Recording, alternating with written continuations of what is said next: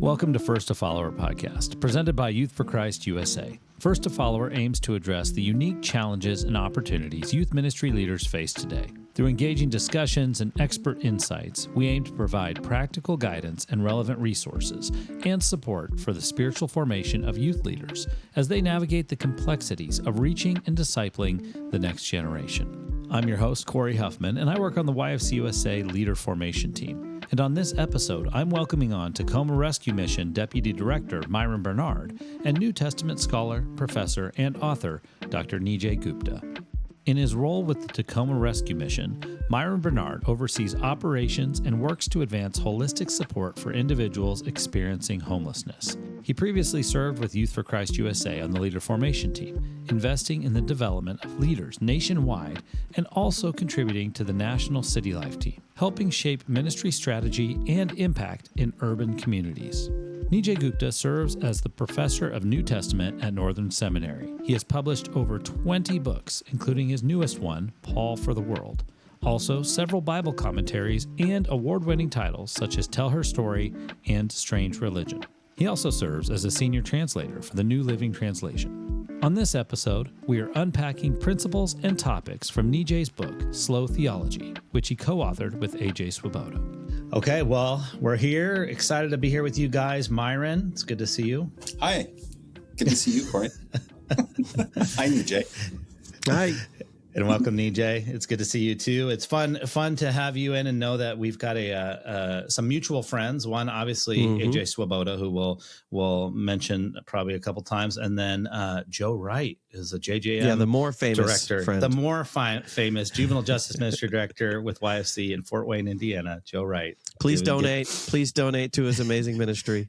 Yeah, he'll like that. I tried to get him, we were texting and he was like, "Yeah, I'll give you some dirt on Nijay," and he never did. So maybe there's just not anything to give on you. So squeaky clean. Squeaky clean. Now, okay, so Nijay, I noticed you've written a lot of books. You've written a lot of books. I don't want to get the number wrong, because when we had AJ on, I said the number and he's like, actually, it's this many, and corrected me. So, but I know that you have more books than him. How many books have you written? Oh gosh, it's hard to count, because do you count like edited books, multi-authored books, reference works? So I give kind of the general number about 20.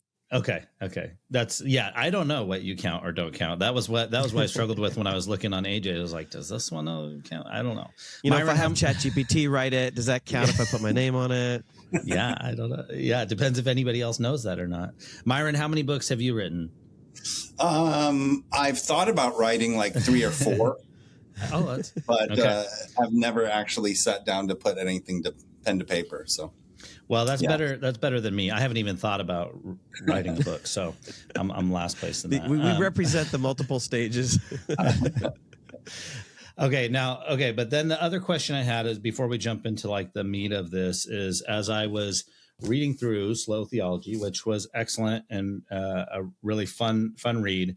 I know that you and AJ Swoboda wrote this together. Yeah. So, and I've read other books where authors have co-authored it, and I always wonder, like, what's that process and how do people do that? Like, is it every other chapter? Are you both writing part of the chapter? Are you doing every other word, like that fun game where you're like, what's it look like? We are pretty well in sync, but no.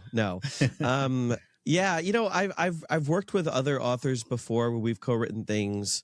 I've done it where like someone wrote the first half, I wrote the second half. Okay. But with this one was different, and we actually designed it this way, where we sat down and we said, what are the like 5 to 10 big picture themes that we want to hit that have been kind of the persistent themes of our podcast? AJ wrote a really, really good book that kind of kicked everything off called After Doubt. Mm-hmm. And he wrote that, it got published right before the pandemic. And the pandemic happened, and I was like, right before the pandemic, I'm like, AJ, you should go on the road and, travel and speak about this book. It's amazing. And then the pandemic happened. So we said, okay, let's do a podcast. But we sat down, we said, what are the 5 to 10 kind of themes that we want to keep hitting over and over and over and over again? And then we broke those down into chapter headings, those themes that you see that are in the subtitle. And then we basically, each of us wrote, I don't know, maybe 5 to 10 subsections in each chapter. And I want to say anecdotes, but sometimes they were like a biblical teaching. Sometimes it was a theological thing. Sometimes it was personal stories. And we just kind of like threw them into a Google Doc. And then AJ has this amazing gift of sort of weaving it all together to make it like a beautiful tapestry. If you'd have seen just the sort of uncooked version, it was sort of like devotional potpourri. It was really fluid. Like, we work really well together. We respect, each other's expertise. He's kind of a theology guy that does Bible really well. I'm a Bible guy that tries to do theology. So I've never worked with someone where it's been as fluid as it is for us. Okay, so you said that you're more the Bible guy and he's the theology guy. When Corey and I were comparing notes over the book, I said it almost feels like a love letter to theology as a whole. Like, It feels like it's just encouraging me to like embrace the process of discovering God, and that may take time. And one, I loved that. It was a very healthy challenge. But I'm also remembering like when I was a kid and my dad was a theology nerd, and he had Logos Bible software on his computer, thousands of dollars of books. And now I feel like so much of the tools of theology have like veered into our instant Western Christianity. And it's like I'm seeing this process and this encouragement of like, man, God is worth the process of discovery, and God is worth lingering for. He is worth waiting upon and seeking and searching. And then I have this culture that gives me like, and here's a million tools to do that in 5 seconds. Where I used to need a library and a whole bookshelf. And now it's like, well, I can just, even ask ChatGPT to, break down some of the syntax of the Greek here, and all of a sudden my work is done. Can you just talk a little bit about like, how do we navigate this in this culture? Like, and I was telling Corey, like, I read, Corey bought me a copy of the book when he said, hey, you want to join this podcast? I'm like, yeah, sure. And I've read some of your other stuff. And I'm like, yeah, I'd love to. That sounds really exciting. I read your book while I was on a treadmill at the gym, while I'm driving in my car with my headphones on while I'm multitasking. And I was feeling like convicted. Am I supposed to be doing this? Like, dang it. Like, well, that's really good. You're like double speed audio. 1.4. I can't do double, but you get it. So that's funny. That's funny. Yeah. Actually, we had a launch team. This is pretty typical for a book like this, where you have a launch team, and you have some folks who kind of read it ahead of time, give some feedback, and try to be supporters of the book. And one person reached out to us and said, you told us to read it slowly. I felt like I was rushing, so I'm going to drop out of the launch team. We're like, no. No, but that is a hazard. That is a hazard, Myron. AJ has this great thing he did on our podcast once where he talked about what he calls serendipitous learning, and how a lot of that's going away. Serendipitous learning is like, you don't have the internet. I don't know how old you guys are, but I'm an old fart who grew up without the internet. And so if you want to learn something, you cracked open the encyclopedia, or you went to the library with the Dewey Decimal System, and you just browse the library, and you just find stuff, and you just sort of read, and then you sort of discover as you read that serendipitous, like, oh my gosh, so you're reading something that maybe isn't relevant to what you wanted to learn, but it is actually relevant to something else, and you realize, oh my gosh, this was so helpful. That's serendipitous learning. Or like a book club where they just send you books in the mail, and then you just start reading. Myron, you're kind of saying like, in the instant gratification sort of society, we kind of lose that sense of being struck with knowledge versus, I use AI for everything like recipes and weather and answering this question. It was so funny. Like if you're wondering like, who was the first person to blah, blah, blah? Before the internet, it would be almost impossible to find that information. Yeah. Right. Who was the first blah, blah, blah, unless you had like endless sports knowledge or endless whatever, or you had to ask an expert. Now you just can know. But with the Bible, you're right. Society has led to a shift of thinking with the Bible, a shift of use, where we read it now. Many of us read it for mining information. Yeah. Sort of simplification. But the problem with that is most of the Bible is written in poetic forms on purpose. Yeah. Whether it's poetry, narrative, psalms, liturgy, prayers, prophecy, apocalyptic literature. There's very little that's written in syllogistic A plus B equals C, sort of stuff. I don't want to get all political, but like if the way that politicians tend to use the Bible is really bad. Let me just say that. Yep. On both sides of the aisle, I would say. Yeah. Sure. But we see really egregious uses where they're just trying to grab a verse to justify, their political position or a particular move they're making, or to get a piece of policy, through, or to just sort of nod to a religious group that maybe doesn't know better. And the Bible's not meant to be. I'll tell you, and this is a little embarrassing for me, the first time this really sunk in was actually probably 10 years after seminary for me. Mm-hmm. And I was teaching at Seattle Pacific University. I was teaching freshman students. And there was a book by Eugene Peterson that came out called Eat This Book. And I didn't eat it, by the way, because I wanted to read it. But I did coat it in honey. But no, but he says in the book, the Bible is not designed merely for information, but for formation. Mm-hmm. Yeah, I know that. I knew that, but it really didn't sink in until that. Maybe that was the point in life that needed to hear that message.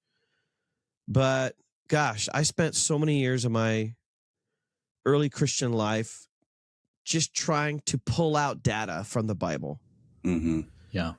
And not realizing that, like, in the same way you wouldn't want to rush through a date with your wife, or you wouldn't want to rush through spending time with your kids, Mm-hmm. Playing with toys on the ground or sitting through their play or musical or choir performance or whatever. You don't want to rush your time with God. Like, you're not there just to be like, okay, what are your favorites, God? Tell me all your favorites. Yeah. You're there with God to be like, I just want to know you. Like, tell me more about your life, Yeah. And so, yeah, I think I love, I have 3 teenagers, 19, 17, and almost 15. She turns 15 this Friday. Nice. Tomorrow. And the younger 2 especially are readers. Like, they love to read, and they'll read these big, massive fiction books, like 600, 700, 800 pages. I can't tell you how much I love that, because that's a really clear sign they're not just in it for data gathering.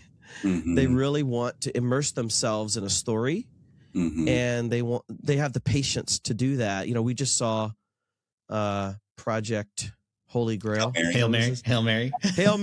Yeah, Hail Mary. Gosh, Close. I was so close. It's one religious word in there. That's the next one he's going to write, is Holy Grail. Hail Mary. Yeah. And now my kids are going to read it. Like, we saw the movie, and like, that still gives me hope. But what if we treated the Bible like that? I had a professor in my doctoral program who would say, read the Bible in such a way that it continues to surprise you. Yeah. And there's actually a certain mode of reading that you could be in. Yeah. Of discovery. So, for example, every Christmas, there's certain movie series that we watch. We tend to watch through Star Wars. Usually the originals, but every now and again we'll add more. We tend to watch through the Harry Potter movies. We tend to watch through some of our favorite Marvel movies. Die Hard. I watch Die Hard. My kids It's a won't watch it Christmas with movie. me, but It it's is. a Christmas movie. It is. Yeah. It is. I think the Pope recently sanctified it as a Christmas movie. So, but even though I've seen these movies, dozens and dozens and dozens of times, there's a certain mode you can get into where you're like, I want to spot something I haven't seen before. Maybe it's like a tie-in, maybe it's foreshadowing, maybe it's like an Easter egg, like something in the background, that sort of thing, a hidden clue, a piece of dialogue that you didn't think was important, but you realize now is. And there's a way we can do that with the Bible. There's a way we can do that when we encounter God, where it's more about discovery than it is about just adding more knowledge to your already full brain. Yeah. No, I'm thinking like even I wonder about some of that formation coming from even the way we do church, like worship and then 30-minute message. That's 3 neatly packaged points that are, hopefully put into something like an acrostic that I can remember versus leaving room for curiosity and questions. Yeah. And the other thing, like, as you're talking, like, sometimes I will get in that, I don't think it's called a flow state. It's like the opposite of a flow state, but it's like I'm reading the Bible, and instead of allowing the Holy Spirit to like illuminate or prompt questions or for me to like seek, it's almost like I'm finding the points that I've already been taught about a passage. So it's like I'm learning about Jesus. I'm reading about Jesus and I'm just, this is what that means. And it's like I've kind of crystallized it in my mind already. Like this is what this Bible passage is about. And I've dropped the important journey of asking the questions and being open-minded to something new. Yeah, I feel like too, Nijay, you touched on a couple things that, I was hoping we'd jump into, knew we would jump into of, obviously looking at like our pace and whatnot, but also the communal aspect of it. And I think talking about kind of the way we Google things and the way we want information, we're just going to Google it. We'll be my wife, we do this all the time. We're in a conversation and we're talking about something, we're arguing, or not necessarily arguing, debating and having a conversation about where's this from? Maybe it's this, maybe it's that. And she's like, let's just Google it. We can get the answer. And, and I sometimes feel a little bit sad about that. Cause I'm like, I kind of like just beating around and trying to the discussion. Trying to figure it out on our own without having to Google it. And I think that is like in a small way, a microcosm of like, just like Myron said, we go to church and we're just getting information, or we're getting in the Bible, we're just trying to get information. And it removes that communal part of figuring it out together because we've got it all in front of us, and then we go faster as well. Yeah. The communal part's so important. And, this was really, really, really reinforced during the pandemic. Do you guys remember Zoom church? You probably, you might be in ministry where you couldn't have done Zoom church, but we did Zoom church or YouTube church. And I remember this moment of pure disappointment when, church is starting and we're all in our own individual homes and it's coming on YouTube. And I remember yelling to my kids, get down here so we can watch church. And I just thought, what a disappointing statement. Yeah. Would our forebears 2,000 years ago have ever understood the concept of watching church on TV and saying this was, this is what we intended. In the people of God? Like, no way. But even now, when we're back at church, the idea that you could go to a church building, never speak to anybody, sit there passively, sing a few songs, listen to a sermon, and then not talk to anybody and go home and say you went to church. It's unfathomable. It's actually unfathomable to the apostles. They wouldn't have understood that as church. I think teaching is great. I think celebrating God together is great.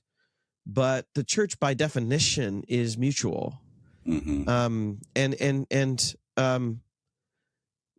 I used to teach undergraduate, we would have these assignments where we'd send students, most of our students came from very traditional evangelical backgrounds, which is fine. That's what I came from. But they'd really only experienced one type of church, which is your kind of typical non-denominational evangelical church. just as I had. So we'd send them to other kinds of churches to experience other ways that people do church. So, for example, they might go to a Quaker church. I taught at George Fox for 6 years, has Quaker heritage. And in some services, these are known as unprogrammed Quakers. They will just sit in silence, for 45 minutes and meditate. And and I remember a student coming back, and they report back kind of what they experienced. And she said, I always equated church with a sermon, and the idea that it would be prayer, or the idea that it would be, meditation is just something brand new. And so I think the pandemic was a great chance to rethink what we think church is. I go to Bridgetown Church, which is in Portland, Oregon, and they made a pretty bold decision a few years ago to not live stream their service. And that's bold because a lot of churches are in kind of expansion mode where they want more followers, more clicks, more viewers. And Bridgetown said, the pandemic, we're several years past. Most people can go back to church. Shut-ins can watch later. So we really want to motivate people to get up, get out, and get into a community and not think they're doing church by watching, a service online. So I really value that. I'll tell you a couple of things that have really struck me in the last few years. I went to a church. I was preaching at a church called New Hope in our area. And they have this thing called Experience Sunday. I don't know if they do it all the time, but they've done it for years. So this is like once a month, I think. And they'll have a really experiential dimension once a month to the service. This will be like a major part of the service, like 20 minutes. And one time when I was there, what they did was they had these index cards.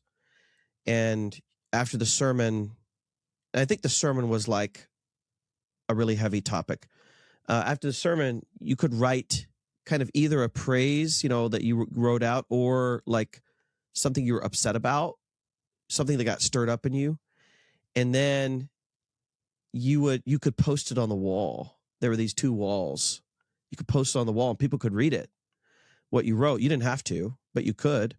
And people did. I did.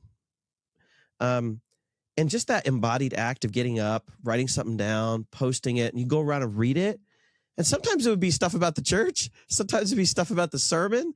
It was like, that's okay. Like it's church should be a place where we can get upset. Church should be a place where I think sometimes pastors or services, they want to seek control because they want to limit bad press, or want to limit the unexpected. But just kind of like what you guys were saying, I think church can and should be a place for the unexpected, because God is unexpected. There's things that you could do that are traditional, like I like praying the Apostles' Creed or the Lord's Prayer or both. But then to have these unexpected moments where people can cry out, the cries of their heart. That's the kind of stuff we want to see come out of Slow Theology, is really deeper formational work happening in church. Yeah, so I have 4 kids. One is an adult. She's at San Diego State University. The other is technically an adult. He's 19. He's doing a pilot program for Alaska Airlines. And then I have a daughter who went to a different, her youth group / home church for her was a different church than mine. But all of our kids have their own journeys. Yeah, totally. But hers was I'm shocked at how much she's fallen in love with Jesus in the past 3 years. Yeah. And the church that she chose had the giant LED screen behind the preacher. It had, the 19-piece band and the fog machines and the laser lights. And it was totally a good entry point for a young person to see, like, there is an exciting part about our faith. And what I'm surprised about, and I guess what I would want you to maybe comment on, we have many of the people who are going to be listening to this are leaders of young people.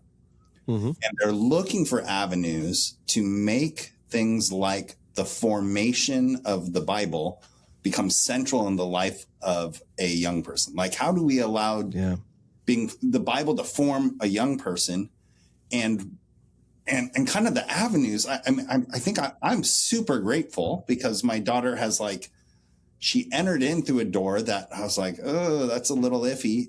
But she met Jesus in that door. And then now she actually desires to spend time like, Dad, teach me how to meditate. And, so I think, I was joking with Corey, okay, the book is called Slow Theology. That's, if we were going to name it for Hollywood, would we call it The Slow and the Curious, or, how do we sell this to the next generation? Yeah. So, so what would you say to a young, a youth leader or a ministry leader who has young people and they're trying to engage them in this process of discovering the Lord in a way that's not quick, that's not generative AI? How do we get leaders to get that? Yeah, there's actually an interview with John Mark Comer that I found really helpful, and I wish I could tell you exactly where I found it, but maybe with Carrie Newhoff, but I don't remember. But he actually said, and he was the founder of my church, Bridgetown, so he's done the big church thing. He actually said mega churches are very attractive for a very specific reason, but they have a very limited ability to help you grow in your faith. They get almost everybody from here to here, 20%. And then they really don't have the capacity to get you the rest of the way. And so everybody does the 20%, I'm making that number up, but everybody can do that because it's like, go to the Bible, go to the church, go to church, read your Bible, pray, but then the deeper stuff, it's not really qualified to do because of just the design of the system. Right. And so a lot of churches just don't go deeper. But you ask a really good question, how do we do that? I have sort of the obvious answers, which I will say, but they'll sound really obvious. And then I'll just have sort of like shoot from the hip stuff. So the obvious answers is, I have 3 teenagers. I mentioned it really has to be modeled. It really has to be modeled by people that those youth look up to. And so, that means you need lots of volunteers. Volunteers to spend time with these young people, get to know them, and then model it. Model it by saying and you know what, I grew up in the 80s and 90s, the age of progress, and everything was everything's got to look slick and beautiful, and everything's got to be super professional. And these young people, they crave authenticity. It's funny. I'll do a promo video for one of my books, and my publicist will say don't make it look nice. Just do it on your phone. It's okay if it's a little blurry. They actually tell me not to make it look slick. And I think that's just a generational thing, right? But they want authenticity. So it's in the past, I may have guarded them from my doubts and questions. But I think young people, they actually benefit from you saying if they say, what does this mean? Or how does this, and you saying, I don't actually know. And I think that's kind of okay to not have those answers and to just wrestle with the tensions and wrestle with the questions and that sort of thing. Here in Portland, I'm not saying there's a huge revival here, but we are. I'm amazed at what God's doing with young people. And I think it's because these churches or ministries strategically are really empowering young people to ask questions, empowering young people to voice their curiosities, their concerns, to be more engaged versus just sitting back and listening to a sermon. And so, there's a wonderful youth pastor here, Tiffany, and she often does kind of experiential stuff with the young people, having them kind of journal through something, that sort of thing. So I think the number one thing I'd say is we have to cultivate as many leaders as possible who care about these young people, parents, but also college students, just post-college students, spend time with these kids. They need time. I mean, this is a really, as you guys know, these young people, they need a lot of help because they've lived through some really tough stuff. My youngest, I tell the story. I don't know if she loves me telling the story, but we were at dinner. She was in middle school. We were at dinner, and my oldest was going off to college. And we said to my youngest, what do you want to study for college? And she said, will the earth still be around when I go to college? And she was half serious. Yeah. Like when I was like her age, I was like, I want to be an astronaut. Yeah. I want to be a fighter pilot. I want to be president of the United States. And she's just like, is the earth still going to be around? Like, and she was half serious. Like, and I think this is pretty normal, I think, for kids that age of like, they don't really dream about the future. Like people will ask my 17-year-old, what do you want to study? He's like, I'm just trying to get through tomorrow. I'm just waiting to get back my test scores. Like I'm focused on now. I can't deal with the future. It's a whole different world. So that's kind of my, that's kind of the big picture advice. To shoot from the hip stuff, I would say is young people, and I'm like this, young people especially, they're very visual because of their phones, because of the, the way they like to engage the world. It's tough to just read a black and white text. Mm-hmm. So any way you can get visualization in, whether it's like the Bible Project, whether it's watching an episode of The Chosen and talking through it, whether it's like acting out a skit. Like I speak in the youth group sometimes. I've done skits before with the Bible just to show like how ludicrous some of the parables are, to show some of the silly things in the Old Testament, like God wrestling with Jacob, things like that. Like they've heard some of these stories, Noah's Ark, whatever. But once you start doing stuff, like it starts hitting home. So like getting into visualization, art, like these kids aren't stupid. They're super smart. Mm-hmm. Showing a piece of art, showing them a Rembrandt and saying, the disciples on the stormy sea, like, what do you see here? Mm-hmm. Let's read the text. Let's look at this. Tell me what you see. Like treat them like adults. They need some scaffolding. They need some help, but like they're very visual. I love doing imagination rich stuff. And like, YFC folks are so good at this of just being very creative. Get tactile, get them standing up, get them moving around, volunteering for stuff. My whole ministry, everything I do is about making the Bible come alive. And so that really demands creativity from leaders to say, how can we make these stories happened?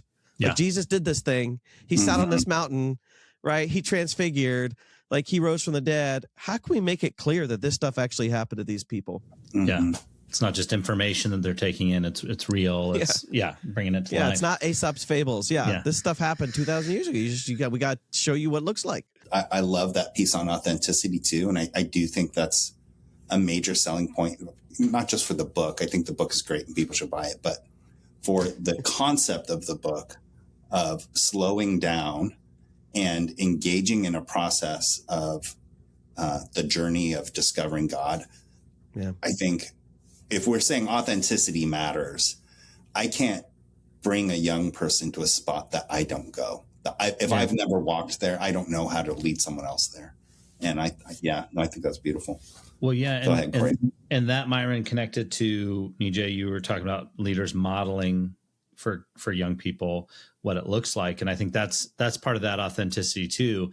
And I think back in Myron, this person, but we had a man, Jerry Wheeler, who passed away, but was someone that I watched who moved slow. And he, you just knew that he was someone who spent a lot of time with Jesus and lingered. And we would be at conferences and events where I was running program and running around crazy. And I would go past Jerry and he would grab me for a second and just slow me down. Not for too long. Cause sometimes when people are like, they're a prayer team or they're coming off sabbatical, they're moving too slow, and they're like, let's just stop. Yeah. And you're like, I actually got to get something done. No, he was aware. He was aware. He wasn't trying to be a total speed bump, but he would pause me just for a moment, help me kind of like center and then be like, all right, go. And, that always sticks with me. And I always saw him and knew that he was authentically taking time with Jesus, but he was also with other people too. And I think about, this world we live in right now, which is so tumultuous. And I know it's probably not any more crazy than it's ever been, except for the fact that all of us have all the bad stuff right in front of our faces on screens access immediately. And we have an overwhelming amount of information and misinformation and opinions. So in some ways, it feels like it's a lot more than it has been. And I think it's a real challenge. I mean, it's a real challenge for me, but I think about youth leaders who, feel like there's a never ending amount of work to do, right? An infinite amount of work to do. And to be able to recognize that, number one, that God doesn't need them to do all of that work, right? And then be able to slow down and make that a normal part of their life and model it, I think that's hard to do, especially when you're like, I need to make this, I need to come up with all the content and the program, and I need to make sure this is dynamic. How do I do that? But I also am moving slow and not prioritizing that over my time with Jesus, and then having kids see that, Yeah. Yeah. It is tough because the culture we live in is a high productivity culture. Not all cultures are like that. Mm-hmm. If you go to other parts of the world, they might experience a much slower pace of life. So some of that is actually forced upon us. Some of it is just life stage. Like when I had littles, and it's like there was no Sabbath. There's no Sunday. Like Sunday's another work day. Someone once told me, you guys might like this, going on vacation with little kids is the equivalent of coaching an away game. Yes. And I like that because like not enjoy is not the right word. I never felt relaxed on a vacation with my littles because it's just more work somewhere else with all the to-go stuff that's not as good as the home stuff. So I think some of this is life stage, but some of it is like personality too, and the kind of culture we live in. And, for me personally, I don't know if that means anything to you guys, but I'm Enneagram 3, which means I'm highly driven towards the praise of people. Mm-hmm. And there's good that comes out of that, meaning I get stuff done. I'm a checklist person. I get stuff done. There's a downside to that, which is I can often crave the praise of mortals over the praise of God. Mm-hmm. And the praise of God often comes through me slowing down and spending time with God versus going out there and trying to do more stuff, that sort of thing. So there isn't a one size fits all because, if let's say you're caring for someone with a disability, let's say you're caring for a baby or an aged parent, life's just going to always be busy. Life's going to have that certain dynamic of, I can't take a vacation. I can't get away for very long. One thing that AJ does, which I think is really, really cool, and I'm trying more and more to do this, is whenever he sets up appointments, you have boom, boom, boom appointments, he always builds in a bonus 10 minutes. So instead of going 9 to 10, 10 to 11, he goes 9 to 10, next meeting at 10:10, 10:10 to 11:10, next meeting at, whatever. And that 10 minutes is there for slowing down, praying, catching your breath. He talks about cognitive overload. There's some more terms in there I don't remember, but cognitive carryover, cognitive overload carryover, something like that. He talks about in the book. And what that means is you're in rush hour. I hate traffic, by the way. It's like probably one of my top 3 worst things in my life.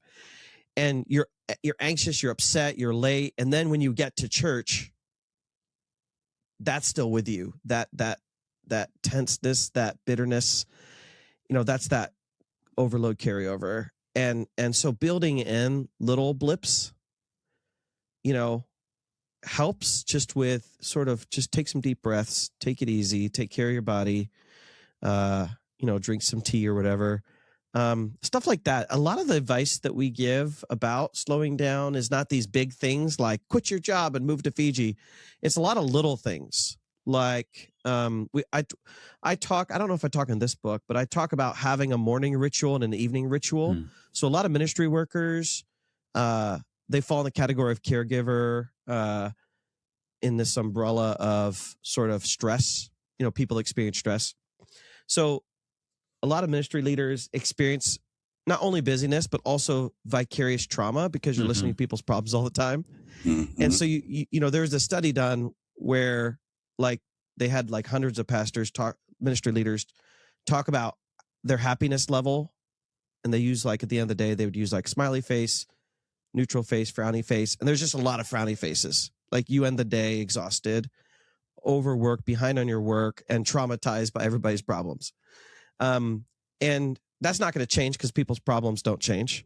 Mm-hmm. But what you can do is have a ritual that you have in the morning. That what they found in this study is having a ritual in the morning, a self-care ritual, and one in the evening, even if it's just 5 to 10 minutes, has a huge impact on your happiness meter. Something that you can control, something that makes you happy, and something that brings beauty and goodness into your life. So for me, I wake up before the kids and I have a homemade latte.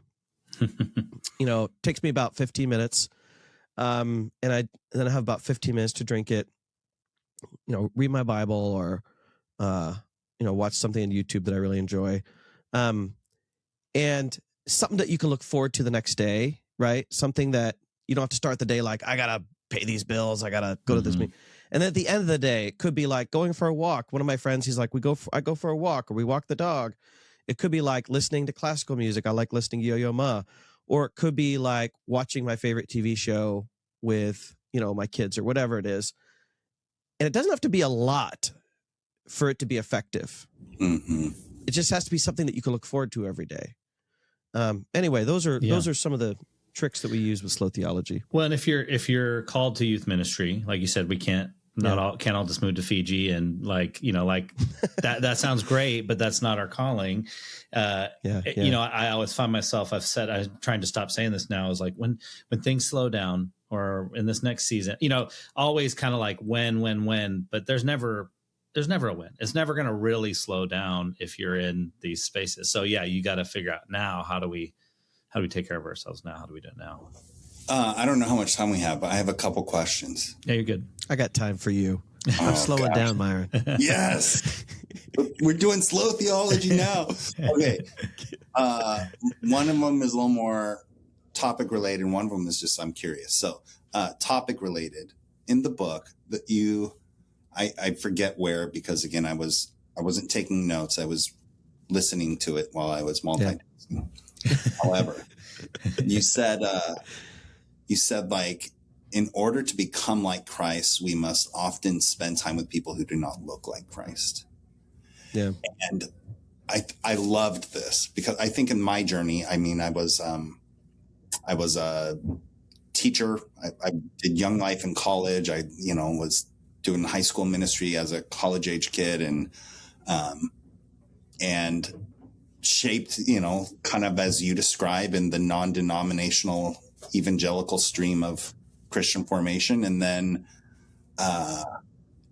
all of those paradigms shifted when I started doing urban youth ministry, when I started recognizing this entire community that's 2 miles down the street from where I live that does not think like me, does not speak like me, does not eat like me, does not engage culture the same way I do. And yet I'm watching Jesus be this active figure in this community as God did this really special thing. And it kind of ruined a lot of misconceptions that I brought into ministry.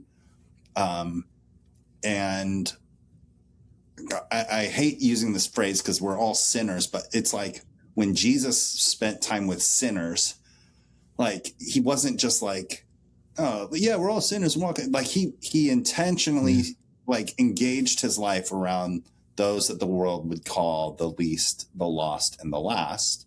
Yeah. That was such a formative thing for me that it's like something that I'm always trying to pursue. And even in Youth for Christ, we have this idea of 3-story, of like my story joining with God's story, and then I invite a young person's story into this. So I don't have a well-formed question about this, but I loved that concept. And I think there was a couple of angles that we could look at it. We could look at it from the ministry angle of kind of what formed me. I also think, even as you're saying, like reading the Bible in community, we have to be around people who aren't like us in order to really experience the Lord differently. So, I mean, totally. Yeah, no, I'm happy to talk about that. I think one of the real challenges of society today in America is the siloing that we experience on social media. We saw this through Charlie Kirk. Whatever side you're on, we're in certain algorithms where we see one aspect of Charlie Kirk. We see this in, geography sometimes, where I live in this neighborhood, you live in that neighborhood. I go to this school, you go to that school. And so everything in society is trying to press towards affinity groups, people that look like you, people of the same income level, vote the same, think the same, et cetera, et cetera. Sometimes with my students, I talk about how we need a new ecumenism. I used to think the word ecumenism was a bad word because that's how I heard it back when I was in seminary, that ecumenism means liberal. The word literally just means the world. So it means being a global person, and a global person engages with people of different stripes.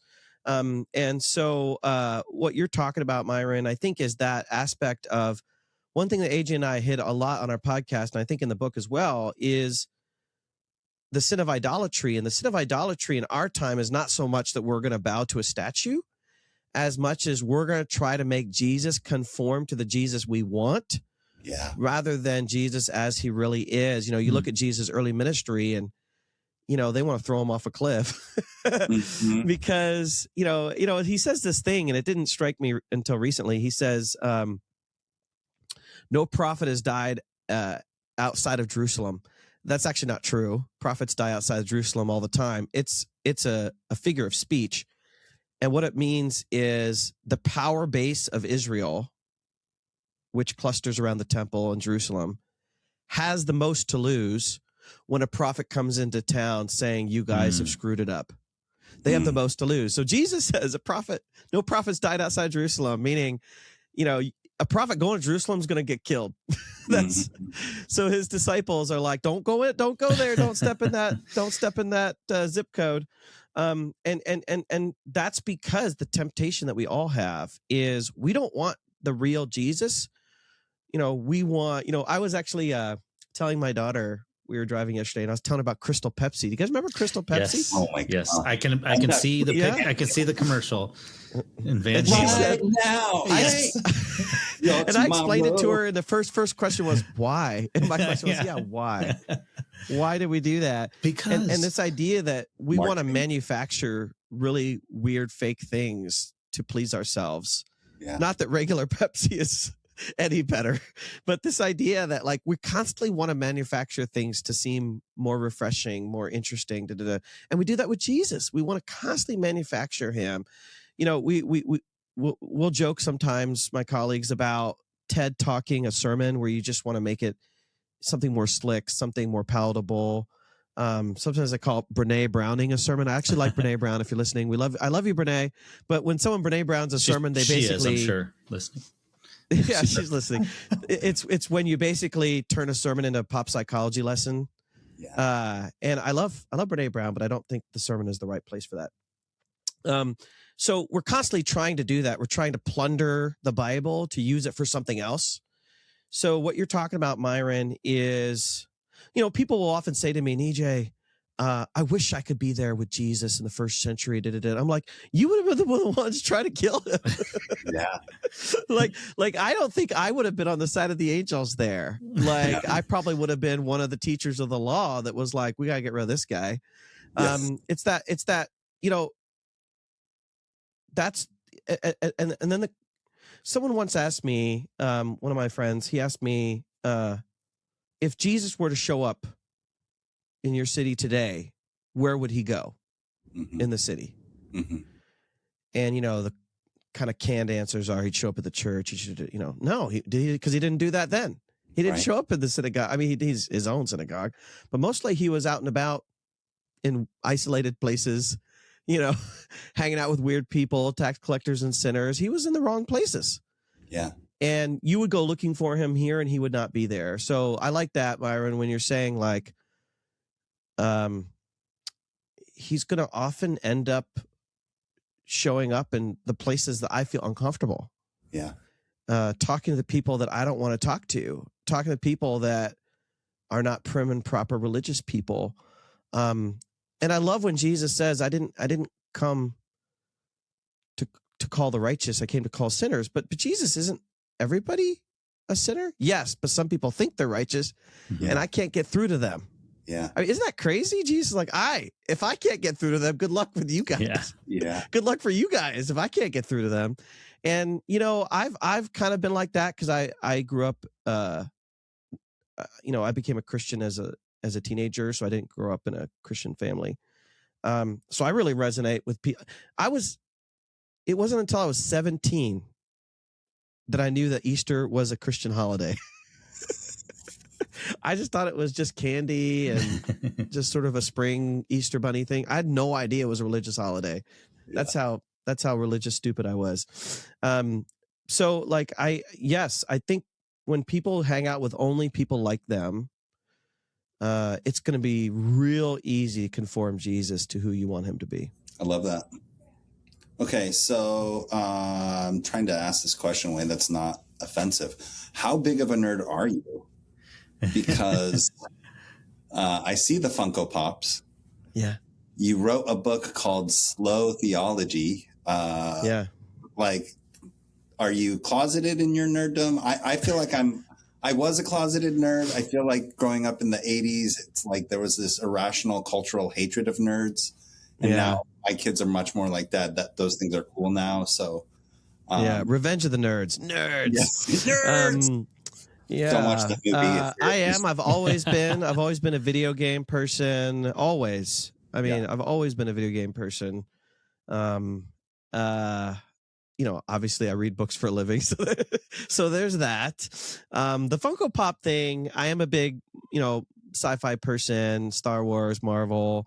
And my kids at Christmas time, like, they have no idea what to get me because I have a workbook budget, so I buy the books I want. And I don't buy new clothes. Pretty much, I'm still wearing the same clothes from 30 years ago.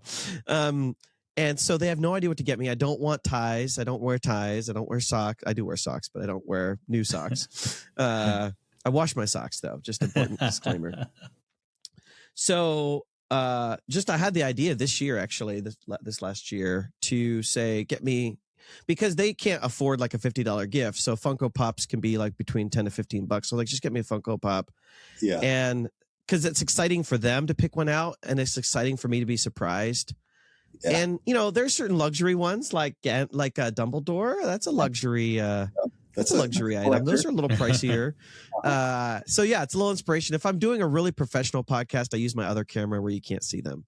But I thought you YFC folks would appreciate seeing my Funko Pop collection. So we do. I'm a pretty big nerd. Yeah, I would say I'm a pretty big nerd.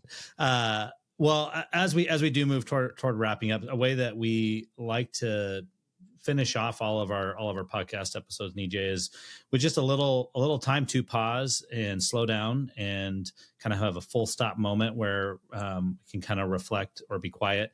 So, I gave you a little heads up on this, but would you be open to maybe leading us in just a little moment of spiritual formation to end our time? I would, and this is going to be a hard pivot because I chose the imprecatory Psalms. Perfect. So I got a question. I was teaching at a church a couple weeks ago, and I got a question. Are we allowed to pray the imprecatory Psalms? So these are Psalms where we say, like, kill my enemies, dash the babies' heads on the rocks, like that sort of thing, like violent images, retaliatory images. And, this is real life stuff because there's stuff going on in politics. We're asking questions about the use of violence and the use of force. Mm-hmm. And so I got a really good question, like, should we ignore the imprecatory Psalms? And my answer is we don't ignore any part of Scripture, but we have to understand its purpose. Mm-hmm. And so in the moment, as I was processing with these folks, I said something like this. I said, the Psalms are designed to help us process our feelings in many ways. And we will have feelings of anger and even hatred or bitterness towards people that have done us wrong or people that we feel like are doing wrong.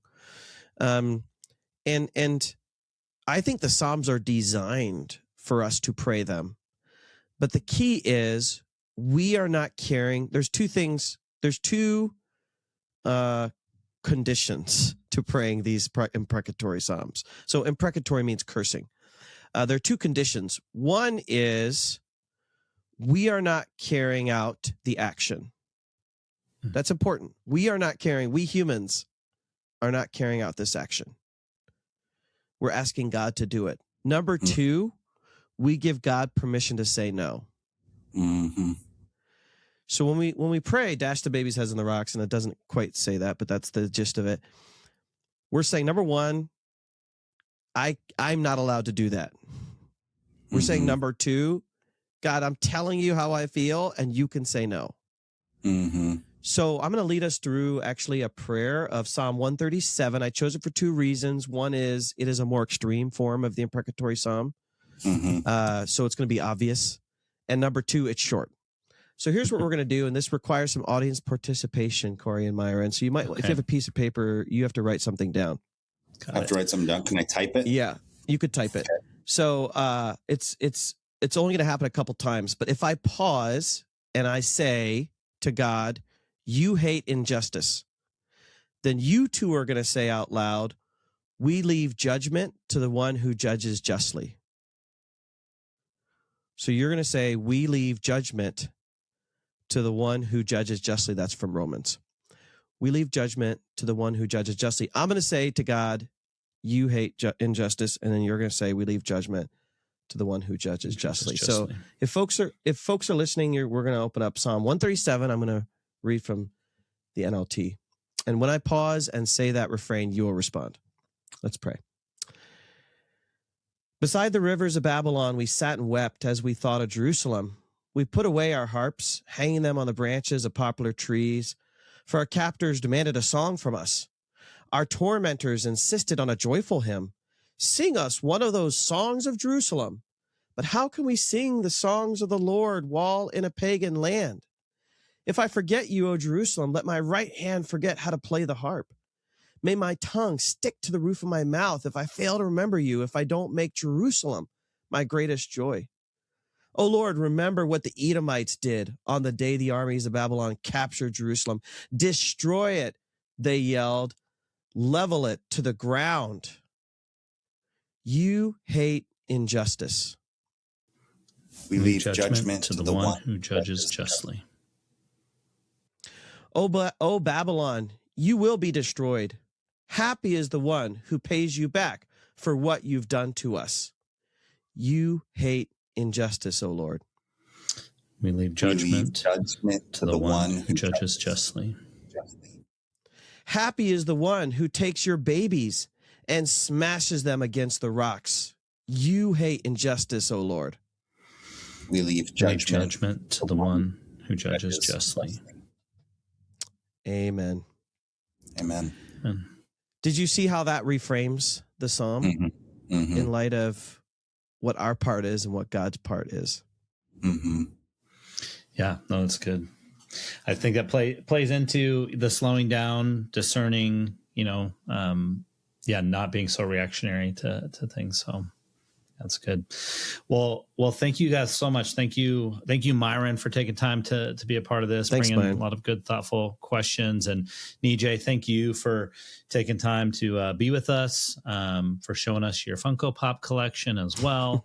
No, it was really, really, really great. And I encourage any listeners to obviously check out Slow Theology from Nijay Gupta and AJ Swoboda, but also Nijay has a ton of other great books, a lot of stuff. You're a New Testament scholar, so a ton of stuff on Paul and all those, a lot of stuff I'm going to go back and check out and thinking about working with some young people and just for myself. So thank you guys for joining us. Thank you, Nijay. It's great to meet you. Thanks, guys. It's been a pleasure.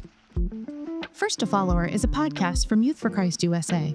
The views and opinions shared by hosts or guests are their own and don't necessarily reflect the official positions of YFC or any partnering ministry. This podcast is for encouragement and general information only, and it isn't meant to provide legal, medical, mental health, or theological advice. If you enjoyed the content, please like and subscribe. And if you would like to learn more about how to get connected with Youth for Christ in your area, visit yfc.net.